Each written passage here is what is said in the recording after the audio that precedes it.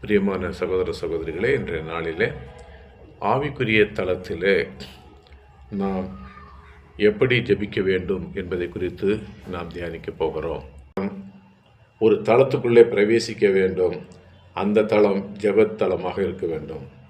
அந்த ஜெபத்தில் நான் ஜெபிக்க ஆரம்பித்த உடனேயே என்ன நடக்குது அப்படின்னு சொன்னால், அந்த இடத்துல ஒரு பிரசன்னம் என்னை ஆட்கொள்ளுகிறது. அந்த இடத்துல தரிசனங்கள் உருவாகிறது. அந்த இடத்துல தேவன் பிரசன்னமாகி என்னோடு கூட பேசுகிறார். இந்த நிலைமை வர வேண்டும். இதுதான் அந்த ஜெபம் ஆகிய ஆவிக்குரிய தளம் என்று நாம் பார்க்கிறோம். உதாரணமாக முதலாவதாக புலம்பல் புத்தகம் 3ஆம் அதிகாரம் 44வது வசனம். புலம்பலின் புத்தகம் 3ஆம் அதிகாரம் 44வது வசனம் என்ன சொல்லுகிறது அப்படின்னு சொன்னால், ஜெபம் உட்பிரவேசிக்க கூடாதபடிக்கு உம்மை மேகத்தால் மூடிக்கொண்டீர் என்று சொல்லுகிறது. அதாவது நிறைய பேர் ஜெபிக்கிறேன் அப்படின்னு சொல்லி முழங்கால் போடுவாங்க. ஆனால் தேவன் என்ன செய்கிறாராம், அந்த ஜெபம் உட்பிரவேசிக்க கூடாதபடிக்கு தம்மை மேகத்தால் மூடிக்கொண்டீர் என்று புலம்பல் புத்தகம் 3ஆம் அதிகாரம் 44வது வசனம் சொல்லுகிறது. அப்படின்னா என்ன அர்த்தம்னா, நம்ம ஜெபம் அவர்கிட்ட போகலை, அல்லது நம்ம அந்த ஜெபிக்கிற தளத்தை சுதந்திரித்து கொள்ளவில்லை. ஆவிக்குரிய தளம் ஜெபமாகிய ஆவிக்குரிய தளத்தை நாம் சுதந்திரித்து கொள்ள வேண்டும். ஜெபம் பண்ணணும் அப்படின்னு சொல்லி போய் முழங்கால் போட்ட உடனேயே அந்த தளத்துக்குள்ளே பிரவேசிக்கிற ஒரு நபராக நாம் மாற வேண்டும் என்று கர்த்தர் இந்த நாளிலே கற்றுக் கொடுத்து கொண்டு இருக்கிறார். அப்போ இந்த வசனம் என்ன சொல்ல, ஜெபம் உட்பிரவேசிக்க கூடாதபடிக்கு அப்படின்னா ஏதோ ஒரு தடை இருக்குது அப்படின்னு அர்த்தம். அந்த தடையை நாம் மாற்ற வேண்டும். முதலாவதாக அந்த தடைக்கு என்ன காரணம் அப்படின்னு சொன்னால், நீங்கள் ஆவிக்குரிய தளத்துக்குள்ளே போகணும் என்று விரும்புகிறோம். அப்படி போகணும் அப்படின்னு சொல்லி விரும்பும் பொழுது அல்லது போகும் பொழுது ஒரு காரியம் நம் மனதில் இருக்க வேண்டும். அந்த ஆவிக்குரிய தளத்திலே தேவன் இருக்கிறார் என்கிற ஜாக்கிரதை இருக்க வேண்டும். தேவன் இருக்கிறார். தேவன் சிங்காசனத்திலே இருக்கிறார். அவர் அங்கே ராஜாதி ராஜாவாக இருக்கிறார். சர்வ லோகாதிபதியாக இருக்கிறார். அவர் அங்கே அரியணையில் அமர்ந்திருக்கிறார் என்கிற எண்ணத்தோடு அந்த தளத்துக்குள்ளே பிரவேசிக்க வேண்டும். அது போகிற போக்கில் ஜெபம் பண்ணிட்டு போகிறேன், அல்லது அப்படி கேஷுவலாக நான் ஜெபம் பண்ணுறேன், படுத்துக்கிட்டு ஜெபம் பண்ணுறேன், நின்றுட்டு ஜெபம் பண்ணுறேன். It is not the right way of entering into the spirit realm. ஜெபமாகிய ஆவிக்குரிய தளத்துக்குள்ளே பிரவேசிக்கிற ஒரு மனுஷன், ஒரு ஜெப மனிதன் எப்படி அதுக்குள்ளே போகணும்னு சொன்னால், ஜாக்கிரதையோடு கூட போக வேண்டும். ஜாக்கிரதையோடு எப்படி ஏன் போகணும்? ஏனென்றால் தேவன் அங்கே இருக்கிறார், அரியணையிலே இருக்கிறார். அவரைத்தான் பார்க்க போகிறோம், அவரிடம்தான் பேச போகிறோம், அவரிடம்தான் நம்முடைய விண்ணப்பங்களை சொல்ல போகிறோம். 1 பேதுரு 4ஆம் அதிகாரம் 7வது வசனம் இவ்வாறு சொல்லுகிறது. 1 பேதுரு 4:7, எல்லாவற்றிற்கும் முடிவு சமீபமாயிற்று, ஆகையால் தெளிந்த புத்தியுள்ளவர்களாய் இருந்து ஜெபம் பண்ணுவதற்கு ஜாக்கிரதை உள்ளவர்களாய் இருங்கள் என்று சொல்லுகிறார். அதாவது தெளிந்த புத்தி உள்ளவர்களாய் இருந்து ஜெபம் பண்ணுவதற்கு ஜாக்கிரதை உள்ளவர்களாய் இருங்கள். அப்போ ஜெபம் பண்ணுறதுக்கு எப்படி இருக்கணுமா, ஜாக்கிரதை உள்ளவர்களாய் இருக்க வேண்டும். ஏன் தெளிந்த புத்தி உள்ளவர்களாக இருந்து அப்படின்னு சொன்னால், என்ன ஜெபம் பண்ண போகிறோம், நம்ம என்ன நினச்சிட்டு இருக்கோம்னாக்க என்ன ஜெபம் பண்ண போகிறோம் அப்படின்றதில் தெளிவாக இருக்கணும் அப்படின்னு நினச்சிட்டு இருக்கிறோம். அது வேணும், இல்லைன்னு சொல்லலை.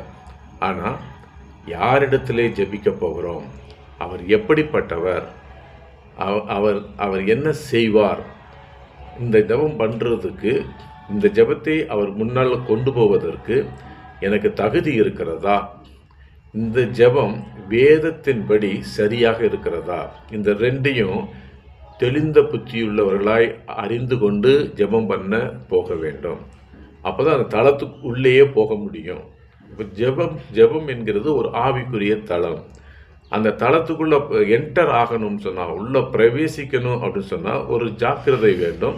அந்த ஜாக்கிரதை என்ன சொன்னால், என்ன காரியத்துக்காக ஜெபம் பண்ண போகிறோம், எதுக்காக ஜெபம் பண்ண போகிறோம், யாரிடத்துல ஜெபம் பண்ண போகிறோம், நம்முடைய ஜெபம் வேத வசனத்தின்படி சரியான ஜெபமா, நம்ம தேவனிடத்தில் தான் ஜெபம் பண்ண போகிறோமா, யாருக்காக ஜெபிக்க போகிறோம், அதனுடைய ரிசல்ட் என்ன, தேவனுடைய சித்தத்தின்படி இருக்கிறதா, நம்முடைய ஆசையின்படி இருக்கிறதா என்பதையெல்லாம் அறிந்து தெளிந்த புத்தி உள்ளவர்களாக அந்த தளத்துக்குள்ளே பிரவேசிக்க வேண்டும்.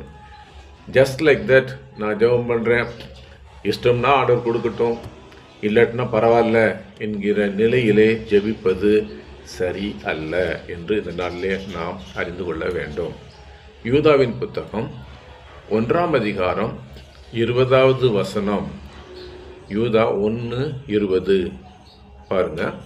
நீங்களோ பிரியமானவர்களே, உங்கள் மகா பரிசுத்தமான விசுவாசத்தின் மேல் உங்களை உறுதிப்படுத்தி கொண்டு பரிசுத்த ஆவிக்குள் ஜெபம் பண்ணி என்று எழுதியிருக்கிறார். அதாவது எப்படி ஜெபம் பண்ணணுமா, பரிசுத்த ஆவிக்குள் ஜெபம் பண்ணி. அப்போது அந்த ஆவிக்குரிய தளத்துக்குள்ளே நம்ம பிரவேசிக்கணும். ஜெபமாகிய ஆவிக்குரிய தளத்துக்குள்ளே பிரவேசிக்கிற காரியம் நம்முடைய சொந்த காரியம், நம்மால் முடிந்த காரியம் கிடையாது. நம்ம அந்த தளத்துக்குள்ளே பிரவேசிக்க நம்மை ஆயத்தப்படுத்துகிறவர் பரிசுத்த ஆவியானவர். அப்போது பரிசுத்த ஆவியினாலே நாம் நிறைஞ்சு அதுக்கப்புறம் அந்த தளத்துக்குள்ளே பிரவேசித்தா மட்டுமே அந்த ஜெபம் ஆவிக்குரிய ஜெபமாக இருக்கும். பரிசுத்த ஆவியினாலே ஜெபம் பண்ணு, பரிசுத்த ஆவிக்குள் ஜெபம் பண்ணி என்று சொல்லுகிறார். அப்போ அந்த பரிசுத்த ஆவி எப்பொழுது நம்ம அந்த தளத்துக்குள்ளே பிரவேசிக்க அனுமதிக்கிறார் அப்படின்னு சொன்னால், அவர் நம்மை பார்க்கிறார். நம்முடைய ஆவி ஆத்துமா சரீரத்தை அவர் பார்க்கிறார். பரிசுத்தம் உள்ளவர்களாய் இருக்கிறோமா என்பதை பார்க்கிறார். அதன் பிறகு நம்மை அந்த தளத்துக்குள்ளே அவர் அனுமதிக்கிறார். அப்போ நம்ம பரிசுத்தமாக இருக்கிறோமா இல்லையா அப்படிங்கிறது யாருக்கு தெரியும்? நிச்சயமாக பரிசுத்த ஆவியானவர், நம்மோடு கூட இருக்கிற பரிசுத்த ஆவியானவருக்கு தெரியும். நம்முடைய ஆவிக்கும் ஆத்துமாவுக்கும் தெரியும். அப்போது எனக்கு நல்லா தெரியுது, நான் அதாவது நான் பாவியே இல்லைங்க அப்படின்னு சொல்லுகிறவன் பொய்யன் என்று வேதவசனம் சொல்லுகிறது. என்னிடத்தில் பாவம் இல்லை என்று சொல்லுவோமானால் நாம் என்ன செய்கிறோம்? பொய் சொல்லுகிறவர்களாக இருக்கிறோம் என்று வேதவசனம் சொல்லுகிறது. அப்போது முதலாவதாக பாவங்கள் மன்னிக்கப்படும்படியாக நாம் ஜெபிக்க வேண்டும். அந்த தளத்துக்குள்ளே பிரவேசிக்கிறதுக்கு முன்னால் என்ன செய்யணும்? பாவங்கள் மன்னிக்கப்படும்படியாக ஜெபிக்க வேண்டும். பரிசுத்த ஆவியை நம்மளை நிரப்புகிறார் இல்லையா? அவர் நம்ம பாவங்கள் எல்லாம் மன்னிக்கும்படியாக நம்ம கழுவி சுத்திகரிக்கும்படியாக ஜெபிக்க வேண்டும். இன்னும் நம்ம ஜெபத்தலத்துக்குள்ளே நம்ம பிரவேசிக்கலை. மேபி அந்த ஃபஸ்ட்டு ஸ்டெப்பில் நிற்கிறோன்னு வச்சுக்கிடுங்க. அந்த இதுக்குள்ளே போகிறதுக்கு, அந்த ஜெப அறைக்குள்ளே போவதற்கு நம்ம ஃபஸ்ட்டு ஸ்டெப்பில் இருக்கலாம். அந்த ஃபஸ்ட்டு கேட்டில் நிற்கிறோம். அந்த ஃபஸ்ட்டு கேட்லேயே நம்மளை செக் பண்ணுறாங்க. இப்போ நீங்கள் ஏர்போர்ட்டுக்கு போகிறீங்கன்னு வச்சுக்கோங்களேன். அங்கே உள்ள ஏர்போர்ட் நீங்கள் போனோடனே ஏர்போர்ட் நேராக இதில் ஃப்ளைட்டில் ஏற விட மாட்டாங்க. வாசலில் கேட்டில் நின்று என்ன பண்ணுவாங்க? உங்கள் பாஸ்போர்ட் இருக்குதான்னு செக் பண்ணுவாங்க. ரெண்டாவது டிக்கெட் இருக்குதான்னு செக் பண்ணுவாங்க. இந்த ரெண்டு இருந்தால் தான் உள்ளே அந்த காம்ப்ளெக்ஸுக்குள்ளேயே உள்ளே விடுவாங்க. அப்போது ஒரு ஒரு ஃப்ளைட்டில் ஏறுறதுக்கே நமக்கு இவ்வளோ செக்கிங் இருக்குமானா, தேவனை சந்திப்பதற்கு நாம் மிக மிக கவனமாய் ஜாக்கிரதை உள்ளவர்களாய் போக வேண்டும். அதான் ஜெபத்தலத்துக்குள்ளே பிரவேசிக்கிறது. அப்போ பாவங்கள் மன்னிக்கப்பட்டிருக்கிறது அப்படின்னு என்கிட்ட பாவமே இல்லை அப்படின்னு சொல்லிட்டு போயிட்டு அங்கே வாசல்லையே நிப்பாட்டி திருப்பி அனுப்பிவிடுற நிலைமையே வரக்கூடாது. ஏன்னா அந்த எக்ஸாம்பிள் அதுக்காக எடுக்கிறேன். அந்த நேரம் இருக்கிறது, தேவனை சந்திப்பதற்கென்று ஒரு நேரம் இருக்கிறது. ஒரு ஃப்ளைட்டு நீ ஏறணும்னு சொன்னால் அந்த ஃப்ளைட்டு எத்தனை மணிக்கு அப்படின்னு சொல்லி ஒரு டைம் இருக்குது. அதுக்கு அந்த நேரத்துக்குள்ளே தான் நம்ம போகணும். தேவன் அதை நமக்கு சுட்டி காட்டுகிறார். எல்லாமே இந்த பூமியில் எல்லாமே டைம் பவுண்டு, அதாவது நேரம் குறிக்கப்பட்டது. இந்த நேரம் நான் ஜெபிக்கிற நேரம் அப்படின்னு நீங்கள் ஃபிக்ஸ் பண்ணீங்கன்னா அந்த நேரத்துக்கு தேவன் அங்கே காத்திருப்பார். அதாவது இந்த நேரத்திலிருந்து இரவு 7லேருந்து இரவு 8லேருந்து 9 மணி வரைக்கும் நான் ஜெபம் பண்ணுவேன், அல்லது 9லேருந்து 10 மணி வரைக்கும் நான் ஜெபம் பண்ணுவேன் அப்படின்னு நீங்கள் வச்சுருந்தீங்கன்னா, அந்த 9 to 10 தேவன் அங்கே காத்திருப்பார். அவர் 8:59க்கு அங்கே இருப்பார், உங்கள் ஜெப அறையில் இருப்பார். ஆனால் நீங்கள் வந்து 9:30க்கு தான் உள்ளே போகிறீங்க அப்படின்னு சொன்னால் you may not be allowed. அதாவது நீங்கள் ஜெபம் பண்ணிட்டீங்கன்னு நீங்கள் நினச்சிட்டு இருப்பீங்க, தேவன் அந்த ஜெபத்தை கேட்டுக்கொண்டு இருக்க மாட்டார். 8 to 9 தான் ஜெப டைம் சொன்னாக்கா, அவர் 9 மணிக்கு அவர் கிளம்பிடுவார். நீங்கள் 10 மணி வரைக்கும் ஜெபம் பண்ணாலும் அந்த இடத்துல தேவன் அந்த ஜெபத்தை கேட்பதற்கு இருக்க மாட்டார் என்பது தான் சத்தியம். அப்போ அந்த தளத்துக்குள்ளே பிரவேசிப்பதற்கு நேரம் இருக்கிறது, ஒரு முறை இருக்கிறது. அப்போ பாவங்கள் கழுவப்பட வேண்டும்.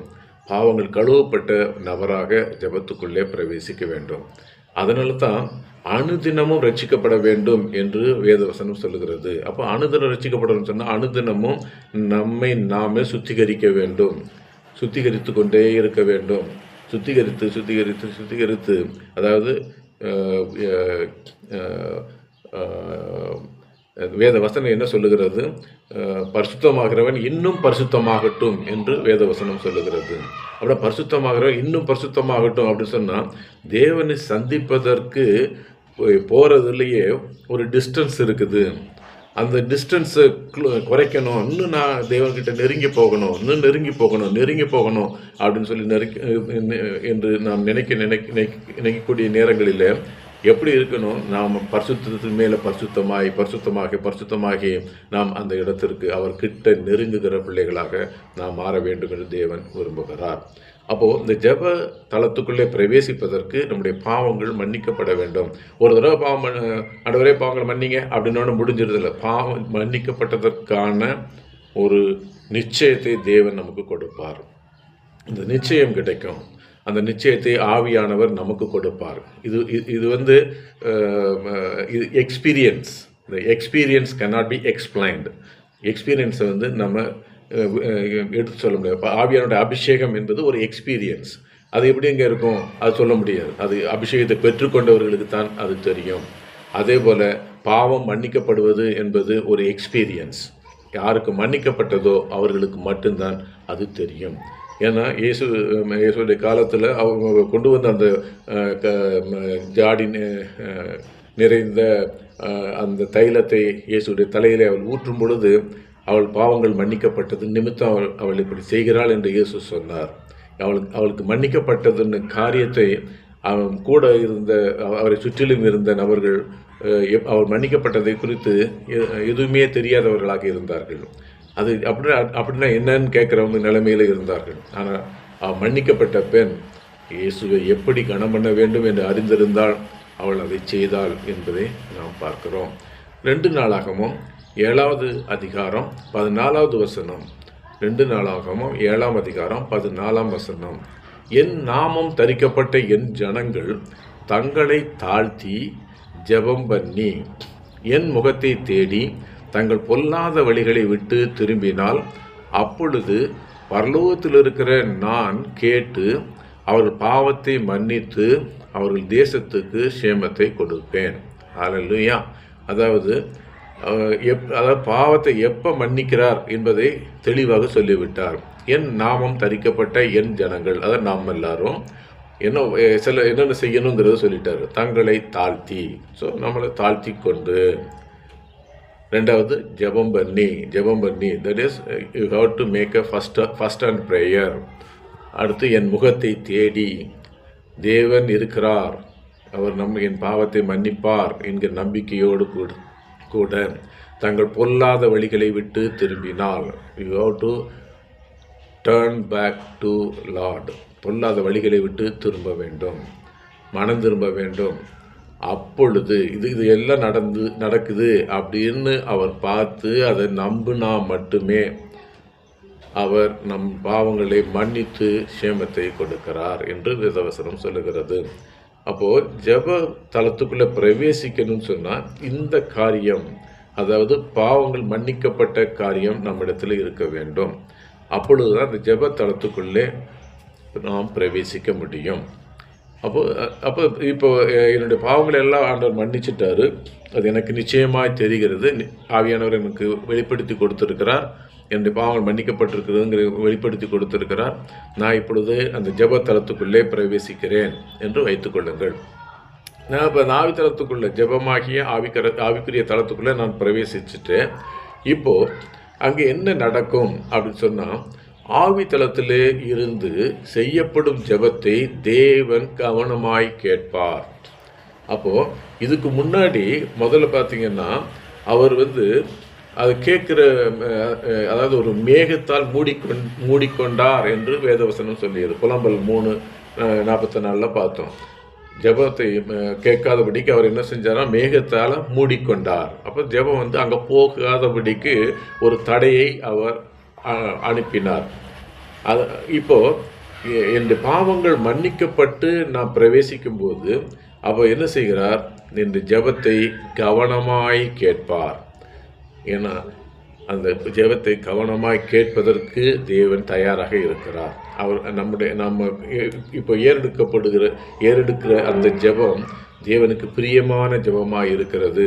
அப்போ அவருடைய சமூகத்துக்கு போய், அதாவது அந்த தளத்துக்குள்ளே ஜெபமாகிய ஆவிக்குரிய தளத்துக்குள்ளே போய் நாம் செய்யக்கூடிய அந்த ஜெபம் தேவனுக்கு பிரியமாய் இருக்கும். அந்த ஜெபத்தை தேவன் கவனமாய் கேட்பார் என்று வேதவசனம் சொல்லுகிறது. 2 நாளாகமும் 7ஆம் அதிகாரம் 15வது வசனம். 2 நாளாகமும் 7ஆம் அதிகாரம் 15வது வசனம். இந்த தலத்திலே செய்யப்படும் ஜெபத்திற்கு என் கண்கள் திறந்தவைகளும் என் செவிகள் கவனிக்கிறவைகளுமாய் இருக்கும். ஹல்லேலூயா. இந்த தலத்திலே செய்யப்படும் ஜெபத்திற்கு, எந்த தலத்திலே? ஆவிக்குரிய தலத்திலே.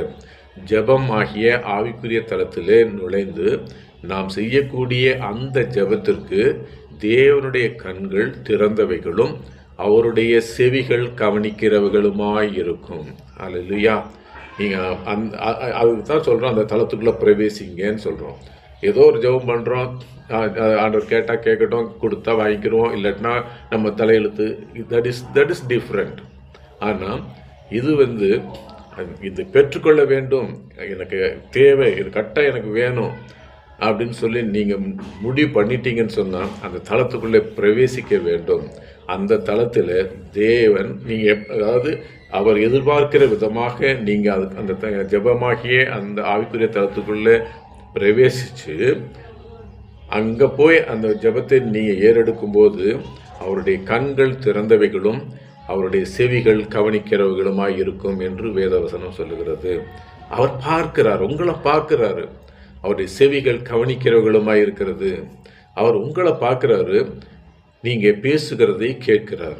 அப்போது என்ன ரெக்வஸ்ட், என்ன ஜெபம், அந்த உங்கள் விண்ணப்பம் என்ன, உங்கள் பெட்டிஷன் என்ன, அதை அவர் நீங்கள் ஒரு பேப்பரில் எழுதி கொண்டு போனீங்கன்னா அந்த தளத்துக்குள்ளே வெறும் பேப்பர் போனால் கூட அவர் அதை வாசித்து விடுவார்.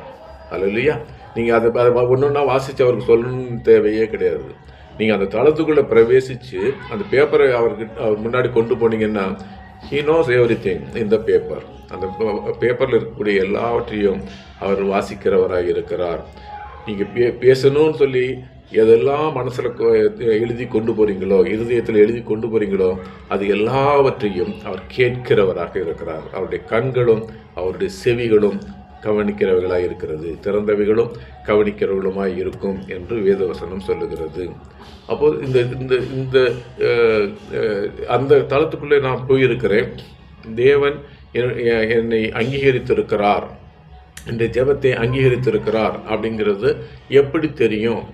அவர் எப்படி அதை எனக்கு வெளிப்படுத்துவார் என்று நாம் யோசிக்கலாம். அப்படி யோசிக்கும் பொழுது 2 நாளாகமும் 7ஆம் அதிகாரம் 1வது வசனம் இவ்வாறு சொல்லுகிறது. 2 நாளாகமும் 7ஆம் அதிகாரம் 1வது வசனம். சாலமோன் ஜெபம் பண்ணி முடிக்கிற போது அக்கினி வானத்திலிருந்து இறங்கி சர்வாங்க தகன பலியையும் மற்ற பலிகளையும் பட்சித்தது. கர்த்தருடைய மகிமை ஆலயத்தை நிரப்பிற்று. ஹல்லேலூயா. நீங்கள் இப்போது உங்கள் பாவங்கள் கழுவப்பட்ட நிலையிலே நீங்கள் ஜெபமாகிய ஆவிக்குரிய தளத்துக்குள்ளே பிரவேசிக்கிறீர்கள். அப்படி அந்த தளத்துக்குள்ளே பிரவேசித்து உங்களுடைய ஜெபங்களை ஏறெடுக்கும் போது தேவன் அதை கவனமாய் கேட்பார். அவருடைய கண்களும் திறந்திருக்கிறது, செவிகளும் திறந்திருக்கிறது. இப்பொழுது அவர் கவனமாய் பார்க்கிறார், கவனமாய் கேட்கிறார். அந்த ஜெபத்தை அவர் அங்கீகரிக்கிறார் என்பதற்கான பதிலை அங்கே நமக்கு அவர் கொடுக்கிறார். எப்படி கொடுக்கிறார் என்று வேதவசனம் சொல்லுகிறது. சாலமோன் ஜெபம் பண்ணி முடிக்கிற போது அக்கினி வானத்திலிருந்து இறங்கி சர்வாங்க தகன பலியையும் மற்ற பலிகளையும் பட்சித்தது. கர்த்தருடைய மகிமை ஆலயத்தை நிரப்பிற்று. நீங்கள் போயிருக்கிறது உங்கள் சரீரமாகிய ஆலயத்தோடு அவருடைய தளத்துக்குள்ளே பிரவேசிக்கிறீர்கள். நாம் எப்படி பிரவேசிக்கிறோம்? நம்முடைய சரீரமாகிய ஆலயத்தோடு நம்ம அந்த தளத்துக்குள்ளே பிரவேசிக்கிறோம். அப்போது கர்த்தருடைய மகிமை நம்முடைய சரீரத்தை நிரப்பும். அது அக்கினியால் நிரப்பும். அந்த அக்கினி வானத்திலிருந்து இறங்கி நம்மை முற்றிலுமாய் நிரப்பும். அப்போ ஒரு அக்கினி அபிஷேகம் நம்ம மேலே இறங்கும். நம்ம கொண்டு போயிருக்கிற பலி, அதாவது நம்ம எழுதி கொண்டு போயிருக்கிற ஜெப விண்ணப்பங்கள், நம்ம தேவனுக்கு என்று செய்திருக்கக்கூடிய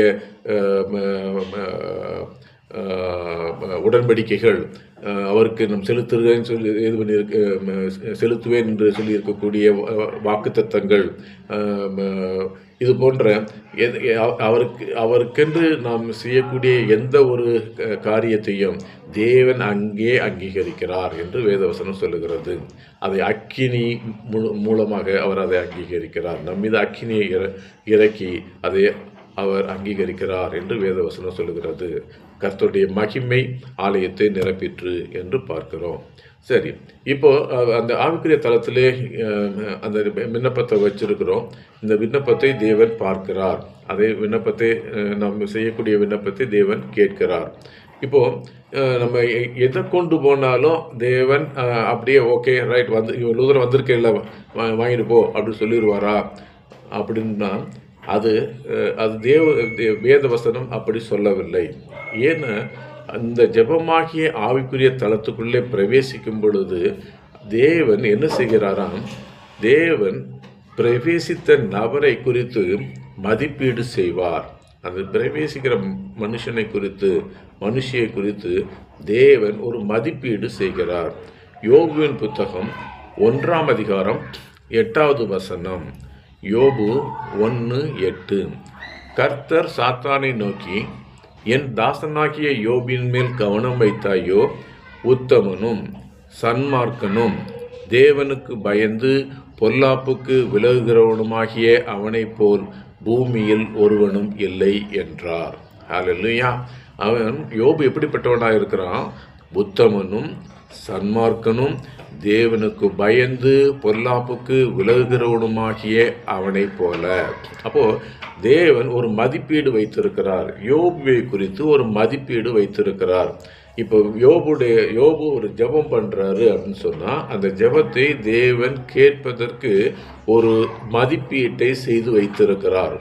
இப்போ அங்கே யோபுகிட்ட இருந்து ஒரு பெட்டிஷன் வரலை, பிசாசிட்ட இருந்து தான் பெட்டிஷன் வந்திருக்குது.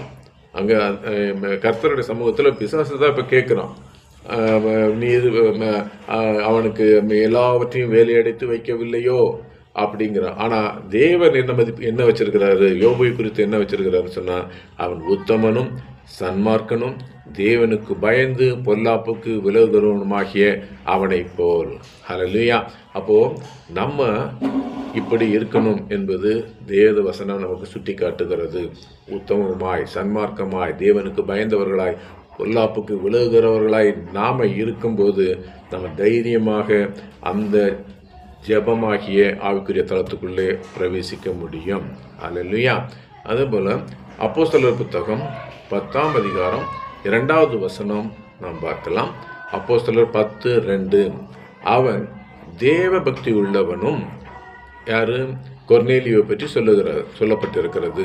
அவன் தேவ பக்தி உள்ளவனும் தன் வீட்டார் அனைவரோடும் தேவனுக்கு பயந்தவனுமாயிருந்து ஜனங்களுக்கு மிகுந்த தர்மங்களை செய்து எப்பொழுதும் தேவனை நோக்கி ஜெபம் பண்ணி கொண்டிருந்தான் என்று கொர்நேலியை குறித்து வேதம் சொல்லுகிறது. அவன் எப்படிப்பட்டவனாக இருக்கிறான்னா, தேவ பக்தி உள்ளவனும் தன் வீட்டார் அனைவரோடும். அவன் மட்டும் ஜெபம் பண்ணுறவன் இல்லை, வீட்டார் அனைவரோடும். யோபு கேஸில் வீட்டார் அனைவரோடும் கிடையாது. யோபு ஜெபிக்கிறவனாக இருந்தான், அவனுடைய பிள்ளைகள் அப்படி இல்லை. ஹல்லேலூயா. இங்கே கொர்நேலியு குறித்து சொல்லப்பட்டிருக்கிறது, அவன் தேவ பக்தி உள்ளவனும் தன் வீட்டார் அனைவரோடும் தேவனுக்கு பயந்தவனாய் இருந்து ஜனங்களுக்கு மிகுந்த தான தர்மங்களை செய்து எப்பொழுதும் தேவனை நோக்கி ஜெபம் பண்ணி கொண்டிருந்தான். ஹல்லேலூயா. அப்போ அப்படிப்பட்டவனை அவன் ஜெபம் உடனே என்ன ரெகக்னைஸ் ஆகுது. அவன் அந்த தளத்துக்குள்ளே ஜெபம் பண்ணும் பொழுது இப்பொழுது தூதர்கள் வந்து அவனோடு கூட பேசுகிறார்கள். அதாவது பேதுருவை அங்கே அனுப்பும்படியாக பேதுருவிடத்தில் வந்து பேசுகிறார். இப்படி அவன் ஜெபம் கொண்டு இருக்கிறான், நீங்கள் போங்க என்று சொல்லி பேதுருவை கொர்நேலியுவிடத்திலே தேவதூதர்கள் அனுப்புகிறார்கள் என்று நாம் பார்க்கிறோம்.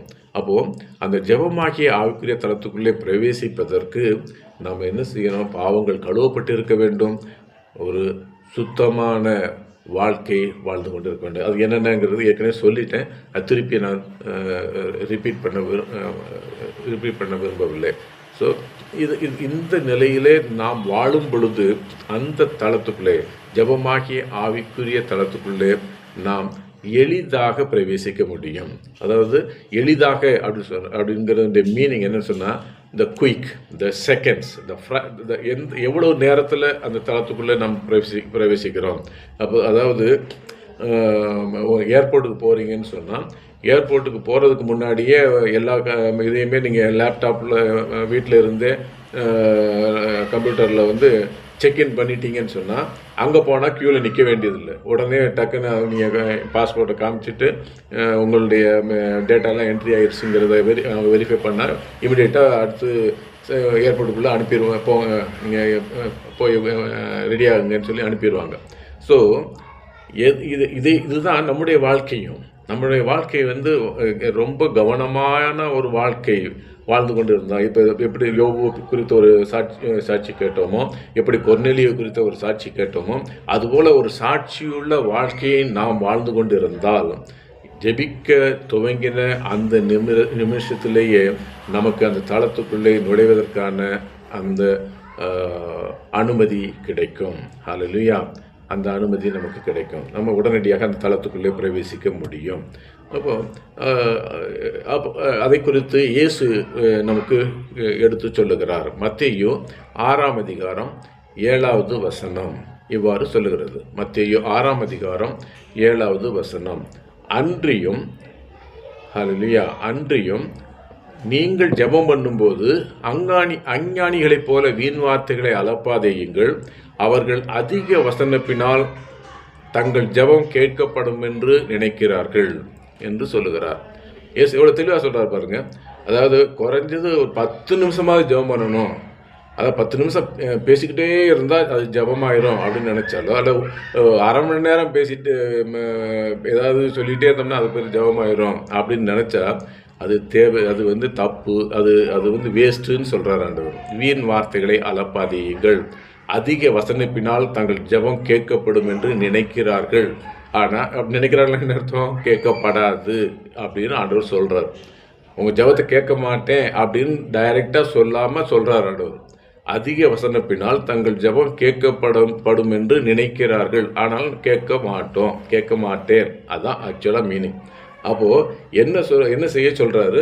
ஒரு யோபுவை போல சாட்சியுள்ளவனாய், கொர்நேலியை போல சாட்சியுள்ளவனாய் வாழும் பொழுது நம்ம ஜெபிக்கணும் அப்படின்னு சொல்லி போன உடனே 2-3 வார்த்தை பேசின பையன் அவர் நம்ம உள்ளத்தை அவர் வாசித்துறாரு. உள்ளத்தில் என்ன இருக்குதோ அதை வாசிக்கிறார். நம்முடைய எண்ணத்தில் என்ன இருக்கிறதோ அதை தேவன் அறிந்து கொள்கிறார். வாயிலிருந்து வார்த்தை புறப்படும் முன்னே அந்த வார்த்தைகளை தேவன் அறிந்து இருக்கிறார் என்று வசனம் சொல்லுகிறது. அப்போ அங்கே போய் நீங்கள் ஜெபம் பண்ணணும் வாயை திறந்த உடனேயே அவர் சொல்லிடுறார், ஓகே ரைட், இதுக்கு தானே வந்திருக்கிறேன், ஓகே உன்னுடைய ஜெபத்தை நான் கேட்டேன் என்று சொல்லுகிற தேவன் நம்முடைய தேவனாயிருக்கிறார். ஹல்லேலூயா. அதான் இயேசு சொல்லுகிறார், நீங்கள் ஜெபம் பண்ணும்போது வீண் வார்த்தைகளை அளப்பாதியுங்கள், அதிக வசனப்பினால் ஜெபம் கேட்கப்படும் என்று நினைக்காதீர்கள் என்று தேவன் சொல்லுகிறார். இன்னொரு அடுத்த காரியம் சீக்கிரமாக சொல்லி முடிக்க விரும்புகிறேன். ஆவித்தலத்திலே செய்யப்படுகிற ஜெபமே விசுவாச ஜெபம். நல்ல விசுவாசத்தோட ஜெபம் பண்ணணும்னு சொல்ல கேள்விப்பட்டிருக்கிறோம். இந்த விசுவாச ஜெபம் எது அப்படின்னு சொன்னால அது ஆவிக்குரிய தலத்திலே செய்யப்படுகிற ஜெபத்துக்கு பேர் தான் விசுவாச ஜெபம். மற்றபடி செய்யக்கூடிய எல்லாமே சாதாரண ஜெபம்னு வச்சுக்கிடணும். அப்போது விசுவாச ஜெபம் சொன்னால் அது ஆவிக்குரிய தளத்திலே போய் செய்யப்படுகிற ஜெபந்தான் விசுவாச ஜெபம். எபிரேயர் 11:1 சொல்லுகிறது, விசுவாசமானது நம்பப்படுகிறவைகளின் உறுதியும் காணப்படாதவைகளின் நிச்சயமாய் இருக்கிறது. அல்லேலூயா. அதாவது விசுவாசமானது நம்பப்படுகிறவைகளின் உறுதியும் காணப்படாதவைகளின் நிச்சயமாய் இருக்கிறது. அதாவது நம்ம என்ன சொல்கிறோம், என்ன இந்த வசனத்தின்படி நம்ம யூஸ்வலாக என்ன நினைப்போம்னா, நம்ம பார்க்கல அப்படின்னு சொன்னாலும் நம்ம அதை நம்பி நம்ம செய்யக்கூடிய ஜெபம் என்று நம்ம எடுத்துக்கொண்டு இருக்கிறோம். அதாவது இங்கே சொல்லப்படுகிற காரியம் என்னன்னா, நம்பப்படுகிறவையில் உறுதியும் ஆவிக்குரிய தளத்திலே எனக்குள்ள பதில் இருக்கிறது என்பதுதான் நம்பப்படுகிற காரியம். அதுதான் நம்பப்படுகிறவைகளின் உறுதி. அங்கே இருக்குது அப்படிங்கிற உறுதி, நம்பப்படுகிறவைகளின் உறுதி. அதை இப்போ பார்க்க முடியுதானா? பார்க்க முடியல. காணப்படாதவைகளின் நிச்சயம். அதாவது எனக்குரிய சுகம் ஆவிக்குரிய தளத்தில் இருக்கிறது, எனக்குரிய ஐஸ்வர்யம் ஆவிக்குரிய தளத்தில் இருக்கிறது, எனக்குரிய பதில் ஆவிக்குரிய தளத்தில் இருக்கிறது. இந்த உறுதி இருக்குது பார்த்தீங்களா, இதுதான் நம்பப்படுகிறவைகளின் உறுதி, காணப்படாதவைகளின் நிச்சயம். இதுதான் விசுவாசம். இந்த விசுவாசத்தோடு நீங்கள் தளத்துக்குள்ளே பிரவேசித்து ஜெபம் பண்ண ஆரம்பிச்சிங்கன்னா அந்த ஜெபத்துக்கு பெயர் விசுவாச ஜெபம். யோக்கோபு 5:15 இவ்வாறு சொல்லுகிறது, அப்பொழுது விசுவாசமுள்ள ஜெபம் பிணியாளியை ரட்சிக்கும், கர்த்தர் அவனை எழுப்புவார். ஹல்லேலூயா. அந்த விசுவாசம், அப்பொழுது விசுவாசமுள்ள ஜெபம் பிணியாளியை ரட்சிக்கும், கர்த்தர் அவனை எழுப்புவார். அவன் பாவம் செய்தவனானால் அது அவனுக்கு மன்னிக்கப்படும். ஹல்லேலூயா. அப்போ நீங்கள் அங்கே போய் ஜெபம் பண்ணும்போது என்ன நடக்குமா, அந்த விசுவாசமுள்ள ஜெபம் பிணியாளியே ரட்சிக்கும்னா அவன் நோயோட அந்த தளத்துக்குள்ளே விசுவாசத்தோட அந்த தளத்துக்குள்ளே பிரவேசித்தா தேவன் என்ன செய்வார், அதை அந்த ஜெபத்தை கேட்டு அவனை குணப்படுத்துவார் என்று வேதவசனம் சொல்லுகிறது. அவன் பாவம் செய்தவனானால் அது அவனுக்கு மன்னிக்கப்படும். ஏன்னா அந்த தளத்துக்குள்ளே போகணும்னாலே பாவங்கள் மன்னிக்கப்பட்டவனா இந்த தளத்துக்குள்ளே போக வேண்டும் என்று முதலாவதாக நான் சொல்லியிருக்கிறேன். அந்த பாவம் அவனுக்கு மன்னிக்கப்படும் என்று வசனம் சொல்லுகிறது. ஸோ ஆவித்தலத்தில் மட்டுமே தேவன் மற்றவர்களுக்கு எதிராக நாம் செய்த குற்றங்களை வெளிப்படுத்துவார், ஞாபகப்படுத்துவார். அதாவது நாம் ரொம்ப பரிசுத்தமாக இருக்கிறோம் அப்படின்னு நினச்சிட்டு அந்த தளத்துக்குள்ளே பிரவேசித்திருப்போம். ஆனால் நாம் அறியாத குற்றங்கள் நமக்கு இருக்கக்கூடும். அந்த நாம் அறியாத குற்றங்களை கூட தேவன் அங்கு ஞாபகப்படுத்துவார். அவர் நமக்கு பதில் கொடுப்பது, நம்முடைய தேவைகளை சந்திப்பதற்கு முன்பாக, நம்முடைய விண்ணப்பங்களுக்கு பதில் கொடுப்பதற்கு முன்பாக நாம் செய்திருக்கிற தவறுகள், குற்றங்கள் என்னென்ன, மற்றவர்களுக்கு தேவனுக்கு எதிராக செய்த குற்றங்கள் என்ன, மற்றவர்களுக்கு எதிராக செய்த குற்றங்கள் என்ன என்பதை தேவன் நமக்கு வெளிப்படுத்தி நம்மை மன்னிப்பு கேட்கும்படியாக நம்மை ஆயத்தப்படுத்துவார். அல்லேலூயா. அப்படி நாம் ஆயத்தப்படுத்தப்படும் பொழுது, நாம் அதை செய்யும் பொழுது தேவன் அந்த ஜெபத்திற்கு பதில் கொடுப்பார். பாருங்க, யோபுடைய விஷயத்தில் அவர் என்ன சொல்றாரு, நீ உன்னுடைய சிநேகிதர்களுக்காக ஜெபம் பண்ணு என்று சொல்லுகிறார். பாருங்க, அப்போ அவங்கிட்ட இருக்கக்கூடிய ப்ராப்ளம், எப்போ அவன் ஜெப தளத்துக்குள்ளே யோபு ஜெப தளத்துக்குள்ளே ஜெபமாகிய ஆவிக்குரிய தளத்துக்குள்ளே பிரவேசிக்கிறானோ அப்பொழுது தேவன் அவனோடு கூட பேசுகிறார். இப்போ அவன் அந்த தளத்துக்குள்ளே பிரவேசித்த போது அவனுக்கு அவன் எதை அறியாதவனாக இருக்கிறான் அப்படின்னு சொன்னால் அவனிடத்துல ஒரு குறை இருக்கிறது. அந்த குறையை அவன் அறியாதவனாக இப்போ அவருடைய சமூகத்தில் இருக்கிற தேவரீ எல்லாம் செய்ய வல்லவர் அப்படின்னு சொல்லி அறிக்கை பண்ணி அவர்கிட்ட சரண்டராகி நிற்கிறான். அப்போ ஆண்டவர் சொல்கிறாரு, உன்னிடத்துல ஒரு குறை இருக்கிறது, நீ என்ன செய்ய, உன்னுடைய நண்பர்களுக்காக ஜெபம் பண்ணு என்று சொல்லுகிறார். ஹல்லேலூயா. அப்போது அந்த இடத்துல அவனுக்கு அவனுடைய குற்றத்தை, அவனுடைய பாவத்தை, அவன் செய்ய மறந்த அந்த மன்னிப்பு கேட்க மறந்த அந்த காரியத்தை தேவன் அவனுக்கு ஞாபகப்படுத்துகிறார். அவன் தன்னுடைய சிநேகிதர்களுக்காக அவன் ஜெபம் பண்ணும் பொழுது தேவன் அவனுடைய சிறையிருப்பை மாற்றினார் என்று பார்க்கிறோம். அப்போ அவன் ஏன் அந்த ஜெப தளத்துக்குள்ளே பிரவேசித்தான்? அவனுடைய சிறையிருப்பு மாறணும்னு தான் பிரவேசித்தான். அவன் தேவனிடத்தில் அதைத்தான் அவன் கேட்டான். தேவன் அப்பொழுது அவனுக்கு அதை வெளிப்படுத்தி கொடுத்தார் என்று பார்க்கிறோம். நீ உன் சிநேகிதர்களுக்காக ஜெபம் பண்ணு என்று சொன்னார். அந்த ஜெபம் பண்ணதுக்கப்புறம் அவன் கேட்டது சுகமாகணும்னு தான் கேட்டான். ஆனால் தேவன் அவனுக்கு அளவில்லாமல் கொடுத்தார். 10 பிள்ளைகளை கொடுத்தார், சொத்து சுகங்களை எல்லாம் திரும்ப கொடுத்தார், எல்லா சொந்தங்களை எல்லாம் திரும்ப கொடுத்தார். இன்னும் நீடிய ஆயுளால் அவனை நிரப்பினார் என்று வேதவசனம் நமக்கு எடுத்து காட்டுகிறது. ஹல்லேலூயா. கடைசியாக நாம் அடைக்கவும் திறக்கவும் ஜெபிப்பதற்கான இடம் இந்த ஜெபமாகிய ஆவிக்குரிய தளம். எதை அடைக்க வேண்டும் என்று சொன்னாலும், எதை திறக்க வேண்டும் என்று சொன்னாலும் நாம் ஜெபமாகிய ஆவிக்குரிய தளத்துக்குள்ளே பிரவேசிக்க வேண்டும். இந்த காரியம் நடக்கக்கூடாது அப்படின்னு சொன்னால் இந்த ஜெபமாகிய ஆவிக்குரிய தளத்துக்குள்ளே பிரவேசிக்க வேண்டும். இந்த கதவு அடைக்கப்பட்டு இருக்கிறது, இது எனக்கு திறக்கணும் அப்படின்னு சொன்னால் நாம் அந்த ஜெபமாகிய ஆவிக்குரிய தளத்துக்குள்ளே நாம் பிரவேசிக்க வேண்டும். யாக்கோபு 5ஆம் அதிகாரம் 17வது வசனம் இவ்வாறு சொல்லுகிறது. யாக்கோபு 5ஆம் அதிகாரம் 17வது வசனம், எலியா என்பவன் நம்மை போல் பாடுள்ள மனுஷனாய் இருந்தும் மழை பெய்யாதபடிக்கு கருத்தாய் ஜெபம் பண்ணினான். அப்பொழுது 3 வருஷமும் 6 மாதமும் பூமியின் மேல் மழை பெய்யவில்லை. பாருங்க, மழை பெய்யக்கூடாது அப்படின்னு கேட்கறதுக்கு அவன் எப்படி ஜெபம் பண்ணானா? மழை பெய்யாதபடிக்கு கருத்தாய் ஜெபம் பண்ணினான் என்று எழுதப்பட்டிருக்கிறது. ஜஸ்ட் லைக் தட் அவன் ஆண்டவர் சமூகத்தில் போய் நின்று, ஆண்டவரே இவங்க ரொம்ப தேவனே இல்லைன்னு சொல்லி அந்நிய தேவர்களை வணங்கிட்டு இருக்கிறாங்க, இவங்க 3 வருஷம் 3.5 வருஷத்துக்கு மழையே வேண்டாம் அப்படின்னு, just like that he is not praying to God. He prayed in full of his mind. கருத்தாய் ஜெபம் பண்ணினான் என்று எழுதப்பட்டிருக்கிறது. அப்போது எந்த காரியத்துக்கும் நாம் கருத்தாய் ஜெபம் பண்ணணும். அப்போ அவன் எளிய எவ்வளவாய் தேவனுடைய சமூகத்துக்கு போயிருப்பான்னு பாருங்க. அப்போது அவன் செய்ய விரும்புகிற காரியம் தேவனுக்கு பிரியமான காரியம், அவனுக்கு சொந்தமான காரியம் இல்லை. அவன் தேசத்தின் மேலே உள்ள பாரத்தின் நிமித்தம் அந்த தேவனுடைய சமூகத்துக்கு போகிறான். அந்த பாரத்தை எப்படி எடுத்துகிட்டு போகிறான் அப்படின்னு சொன்னால் கருத்தாய் ஜெபம் பண்ணும்படியாக அவன் போனான் என்று பார்க்கிறோம். அப்பொழுது அவன் ஜெபம் பண்ணாதான் திரும்ப மழை வரும் என்கிற அளவிற்கு தேவன் அவனுக்கு பதில் கொடுத்தார். பாருங்க, ஏன்னா ஜெபம் பண்ணுறதுக்கு எத்தனையோ தீர்க்கதரிசிகள் இருந்தாங்க, அந்த காலத்தில் இருந்தார்கள். எலியா அடைச்சிட்டு வந்த அந்த மழையை வேறு யாரும் பெய்ய வைக்க முடியவில்லை. அல்லேலூயா. ஏன்னு சொன்னால் அவன் கருத்தாய் ஜெபம் பண்ணினான் என்று பார்க்கிறோம். ஒரு கதவை அடைக்கணும்னு சொன்னாலோ அல்ல ஒரு கதவை திறக்கணும்னு சொன்னாலோ கருத்தாய் நாம் ஜெபம் பண்ண வேண்டும். அதாவது ஜெபமாகிய ஆவிக்குரிய தளத்துக்குள்ளே பிரவேசிக்கிறவர்களாய் இருக்க வேண்டும் என்று தேவன் நமக்கு இந்த நாளிலே கற்றுக் கொடுக்கிறார். அல்லேலூயா.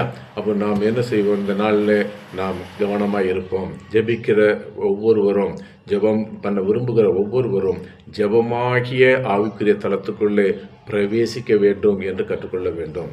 ஜெபமாகிய ஆவிக்குரிய தளத்துக்குள்ளே பிரவேசித்து ஜெபம் பண்ணும் பொழுது தேவனை நாம் சந்திக்கிறோம். தேவன் நமக்கு உத்தரவு கொடுக்கிறார், தேவன் நமக்கு பதில் கொடுக்கிறார், தேவனோடு பேசுகிறோம்.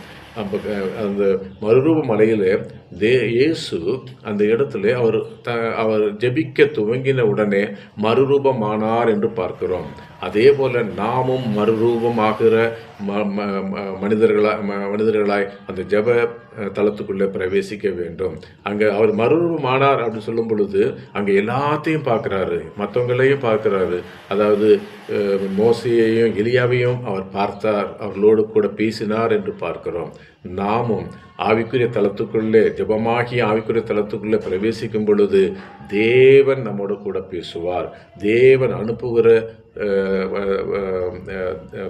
தேவ மனிதர்கள் நம்மை சந்திப்பார்கள், நம்மோடு கூட பேசுவார்கள், நம்முடைய காரியங்களை குறித்து எடுத்து சொல்லுவார்கள் என்று வேத வசனம் நமக்கு சுட்டி காட்டுகிறது. எனவே பிரியமான சகோதர சகோதரிகளே, இந்த நாள் முதல் இதை நாம் மனதிலே வைத்துக்கொள்வோம். ஜெபம் என்பது சாதாரணமான விஷயம் அல்ல. ஜெபம் என்பது ஒரு ஆவிக்குரிய தளம். அந்த தளத்திலே பிரவேசித்து ஜெபிக்கிற ஒருவரும் புறம்பே தேவன் தள்ளுகிறதில்லை, வெறுமையாய் திரும்புகிறதும் இல்லை. எனவே பிரியமானவர்களே, நாம் ஜெபிப்போம், ஜெயம் பெற்றுக்கொள்வோம். ஆமென்.